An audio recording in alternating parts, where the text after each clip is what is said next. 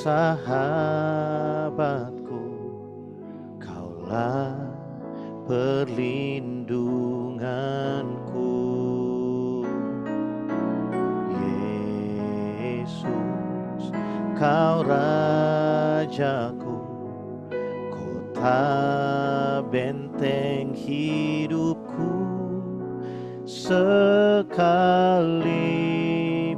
ku berjalan di dalam lembah yang gelap, ku tidak takut, sebab Kau besertaku. Ku bersyukur padamu Tuhan, sebab kasih setiamu di dalam hidupku. Anugerahmu besar bagiku, di setiap langkahku ku memujimu. Terima kasih Tuhan.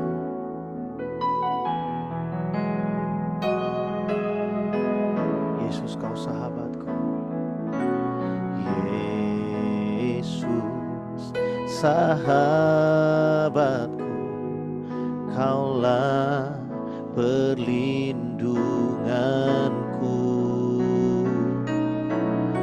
Yesus, Kau Rajaku, kota benteng hidupku.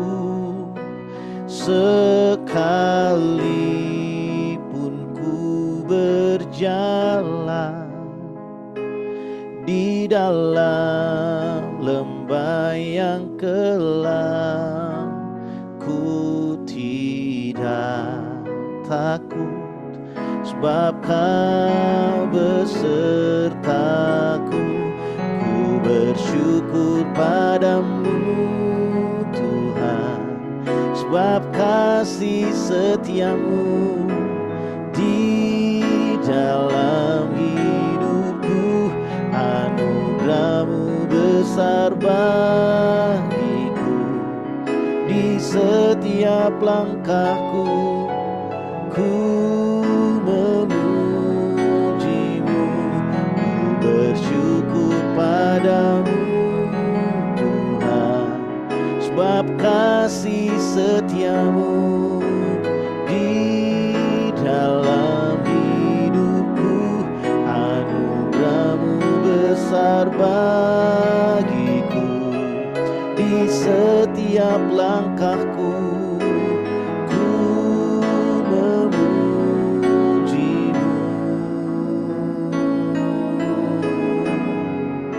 Kami memujimu. Kaulah sahabat kami Tuhan, tidak pernah tinggalkan kami. Kaulah Raja kami, Kaulah kota benteng kami Tuhan.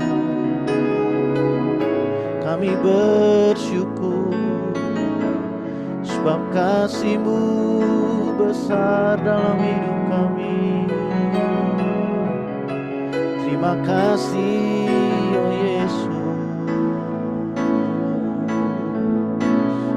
Kami bersyukur pagi hari ini Tuhan, sebab kasih setiamu besar, sebab Engkau setia. Ku bersyukur padamu Tuhan, sebab kasih setiamu di dalam hidupku. Anugerahmu besar bagiku, di setiap langkahku ku memujimu. Ku bersyukur padamu Tuhan, sebab kasih setiamu di dalam hidupku. Anugerahmu besar bagiku, di setiap langkahku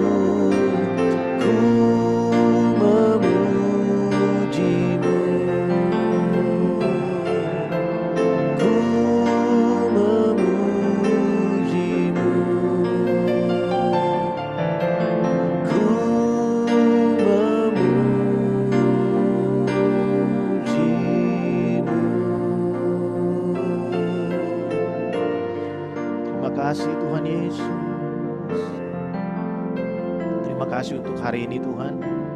Terima kasih, kami bersyukur untuk hari yang baru. Terima kasih kalau kami boleh menikmati Engkau hari ini. Kami bersyukur. Pagi hari ini Tuhan, kami mau buka hati kami untuk kebenaran. Biarlah firman-Mu menjadi kekuatan bagi kami, memberikan pengharapan bagi kami, memberi penghiburan bagi setiap kami. Kami percaya Engkau hidup dan berkuasa. Kami percaya tidak ada kuasa yang lebih dari kuasa-Mu. Terima kasih Tuhan, terima kasih. Terima kasih. Berbicaralah bagi setiap kami pagi hari ini.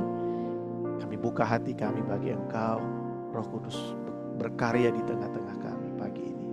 Dalam nama Tuhan Yesus kami berdoa. Amin. Shalom semuanya, selamat pagi. Puji Tuhan, kita berjumpa kembali pagi hari ini. Dan senang sekali saudara kita dapat memuji dan menyembah Tuhan di pagi hari.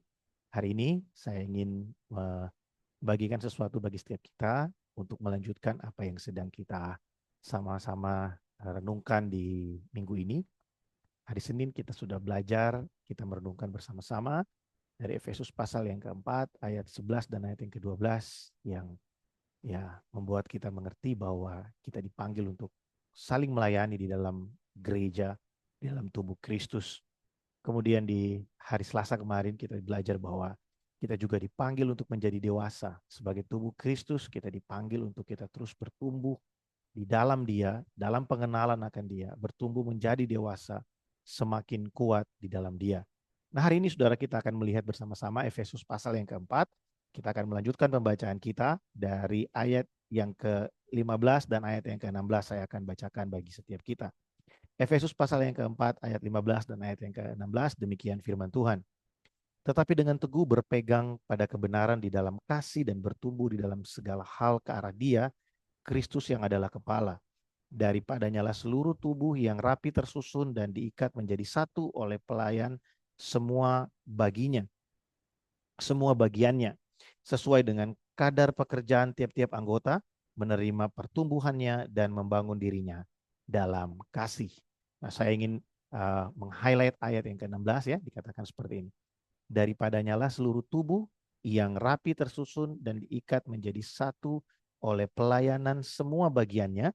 Jadi rapi tersusun, ya, bertumbuh menjadi satu, diikat menjadi satu, ya, oleh pelayanan semua bagiannya. Jadi semua yang ada di dalam tubuh Kristus itu saling melayani dan saling bertumbuh satu dengan yang lainnya. Sesuai dengan kadar pekerjaan tiap-tiap anggota, menerima pertumbuhannya dan membangun dirinya dalam kasih.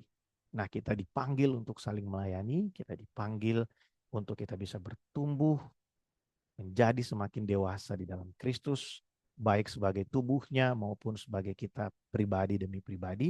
Dan yang ketiga, hari ini kita belajar bersama-sama bahwa kita dipanggil untuk kita bertumbuh di dalam kasih. Nah, saudara, sangat menarik kalau kita mau berbicara tentang bagaimana kita saling melayani dan kita bertumbuh bersama-sama dan kita bertumbuh di dalam kasih. Karena betul, kasihlah yang mempersatukan setiap kita di semua hubungan, saudara. Baik itu hubungan di gereja, hubungan pertemanan, hubungan keluarga, semua itu diikat atau dipersatukan di dalam kasih. Tanpa kasih, kita tidak akan bisa bertahan di dalam suatu hubungan. Sebenarnya inti dari sebuah hubungan itu adalah bagaimana kita belajar untuk terus saling mengasihi dan semakin saling mengasihi. Jadi terus saling mengasihi. Kita belajar untuk memiliki komitmen di dalam setiap hubungan. Tergantung hubungan apa yang sedang kita jalani, begitu ya. Tentu yang paling tinggi adalah hubungan suami istri. Belajar untuk terus saling mengasihi itu bukanlah perkara yang mudah. Karena ketika kita mungkin baru berjumpa dengan seseorang atau dengan satu komunitas tertentu, mudah sekali karena mungkin keperluan dan kebutuhan kita langsung terjawab oleh komunitas atau orang yang baru yang kita temukan. Tapi kalau sudah berjalan dalam jenjang waktu yang cukup lama, maka dituntut sebuah kedewasaan untuk kita bisa menerima kekurangan-kekurangan dan belajar untuk terus mengasihi. Terus mengasihi itu nggak mudah, saudara. Karena kita ini, semua manusia ini, kita ini melihat apa yang di depan kita kan. Kita itu bukan makhluk yang tidak punya logika. Kita ini punya cara, punya berpikir, kita bisa melihat, bisa menilai, dan segala sesuatu yang ada di dalam hati dan pikiran kita sedikit banyak dipengaruhi dengan apa yang kita lihat, apa yang kita rasa. Oleh sebab itu, belajar untuk terus mengasihi itu bukan perkara yang mudah, itu perkara yang memerlukan komitmen di dalam kehidupan kita. Apalagi kalau kita kaitkan dengan kita belajar untuk saling mendewasakan. Tidak mungkin kita bisa menerima kekurangan orang lain, kelemahan orang lain, dan kita bisa belajar untuk menjadi kuat menghadapi kekurangan dan kelemahan orang lain kalau kita tidak memiliki kasih. Jadi belajar untuk terus mengasihi dan semakin mengasihi itu bukan perkara yang mudah. Tapi kita bersyukur karena kita melakukannya dalam konteks kita ini adalah tubuh Kristus. Jadi kita melakukannya yang pertama sebagai bentuk dari ketaatan kita kepada apa yang Tuhan mau buat kita lakukan. Tuhan mau kita untuk terus saling mengasihi. Perintah Tuhan supaya kita belajar untuk terus mengasihi dan semakin mengasihi. Yesus berkata, berdoalah untuk orang yang menganiaya kamu. Kasihilah musuhmu dan berdoalah untuk orang yang menganiaya kamu. Dan Yesus tidak hanya memberikan perintah, dia memberikan satu contoh yang sangat baik buat kita. Ketika dia ada di kayu salib, dia berkata, Bapa ampuni mereka, sebab mereka tidak tahu apa yang mereka perbuat. Bukan perkara yang mudah untuk mengasihi orang yang tidak suka sama kita. Bukan perkara yang mudah untuk terus mengasihi orang yang selalu menolak kita. Orang yang tidak ingin bekerja sama dengan kita. Namun kita bisa mengasihi mereka sesuai dengan porsinya masing-masing. Kita mengasihi mereka sesuai dengan sebagai siapa mereka di dalam kehidupan kita. Kasihilah orang-orang yang dekat dengan kita. Kasihilah orang-orang yang memang berdiri bersama dengan kita. Lalu bagaimana cara kita mengasihi musuh kita? Ya, dengan berdoa bagi mereka. Ada satu ayat yang sangat bagus di kitab Amsal bilang begini, jangan bersukacita atas bencana yang dialami oleh orang fasik. Supaya jangan Tuhan memalingkan wajahnya daripada mereka. Maksudnya jangan kita mensyukuri apalagi berdoa untuk suatu hal yang buruk terjadi untuk orang-orang yang kita nggak suka atau kita tahu mereka ini memang pantas dalam pikiran kita memang wajar untuk mendapatkan bencana gitu ya. Jangan. Kenapa? Karena Tuhan nggak suka. Tuhan sedang berkarya dalam hidup mereka melalui keadaan mereka. Dan hari ini yang perlu kita sama-sama renungkan adalah mari kita belajar untuk terus bertumbuh di dalam kasih. Pertama kita melakukannya karena itu perintah dari Tuhan. Dia mau supaya seluruh tubuhnya, seluruh anggota tubuhnya untuk saling mengasihi. Yang kedua kita melakukannya karena kita punya Roh Kudus di dalam hidup kita yang selalu mengajar kita, mendorong kita, memampukan kita untuk kita mengasihi. Nah, saudara, perlu waktu. Waktu itu adalah penyembuh bagi setiap kita. Waktu kita baru saja mengalami sesuatu yang tidak enak, sulit kan kalau kita langsung, harus langsung mengampuni, harus langsung. Nah, perlu waktu. Berikan waktu untuk kita, untuk hati kita, untuk diri kita bisa ada dalam keadaan yang baik, ya. Namun firman Tuhan berkata juga kepada kita, janganlah marah kita itu sampai terbit matahari. Jadi maksudnya bukan soal waktu. Ada orang yang mengartikan ini sangat hurufiah ya. Oh, jadi kalau marah itu kalau mau marah itu bikin marahnya pagi gitu ya, supaya masih ada jenjang berapa jam sampai sebelum matahari terbenam gitu ya. Enggak, saudara ya. Nanti kalau orang dibikin marah pukul 5 atau pukul 6 sebelum matahari terbenam itu gimana gitu, saudara ya. Itu berbicara sebenarnya bukan, kita nggak bisa mengartikan secara hurufiah, tapi kita harus melihat makna dari kalimat itu adalah jangan berlarut-larut dalam kemarahan. Karena kemarahan yang dibiarkan berlarut-larut itu akan membuat kita kehilangan kemampuan untuk mengasihi. Karena kita sedang membuat api yang ada di dalam hati kita itu terus berkobar sampai akhirnya kita ada dalam satu keadaan kita membenci. Nah, kalau kita sudah membenci, itu adalah keadaan yang sangat buruk buat kita. Karena membenci sesuatu, itu membuat kita terus berpikir tentang hal tersebut. Dan akhirnya kita akan menjadi sama dengan orang yang kita benci. Dan itu sangat-sangat tidak baik, saudara. Nah, saya berdoa supaya setiap kita dapat belajar hari ini, kita merenungkan bersama-sama. Tuhan mau supaya kita bertumbuh di dalam kasih. Kita dipanggil untuk saling mengasihi. Kita dipanggil untuk kita bisa bertumbuh menjadi dewasa. Dan kita dipanggil untuk saling mengasihi, untuk bertumbuh di dalam kasih. Biarlah perenungan kita selama 3 hari ini memberkati setiap kita. Dan di akhir dari renungan pagi ini, saya ingin mengajak setiap kita, Bapak Ibu Saudara, hari Minggu ini, mengajak semua jemaat HCC Malaysia dan juga semua Bapak Ibu Saudara yang mungkin tidak bergereja di gereja kami. Saya mengundang saudara untuk mengikuti ibadah raya Minggu, ya, hari Minggu nanti tanggal 18. Ini adalah ibadah yang spesial karena kita akan dilayani oleh seorang hamba Tuhan yang sangat dekat dengan saya dan keluarga, saya dan istri saya ya. Mereka dari Home Community Church, dari HCC yang ada di Kota Palu.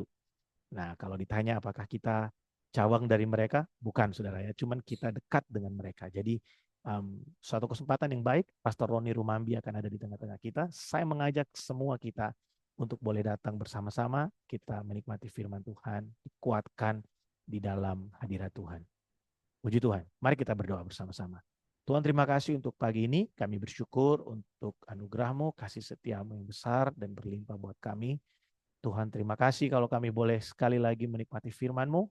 Berkati umat-Mu dimanapun berada, Tuhan. Biarlah hari ini kami boleh belajar untuk kami bertumbuh di dalam kasih, karena kami tahu kami dipanggil untuk bertumbuh di dalam kasih, dan kami tahu Allah yang memanggil kami untuk bertumbuh di dalam kasih. Kau bukan hanya memanggil, memberikan kami tugas, tapi tidak memberikan kami kemampuan.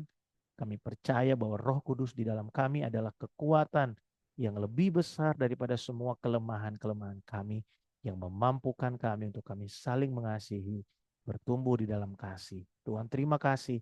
Kami bersyukur untuk hari ini. Berkati kami di hari yang baru ini, Tuhan, dengan sukacita dan damai sejahtera. Kami sambut hari yang baru dengan penuh ucapan syukur. Berkat-Mu bagi setiap kami. Dalam nama Tuhan Yesus kami berdoa. Amin. Selamat pagi, selamat beraktivitas. Tuhan Yesus memberkati setiap kita. Shalom.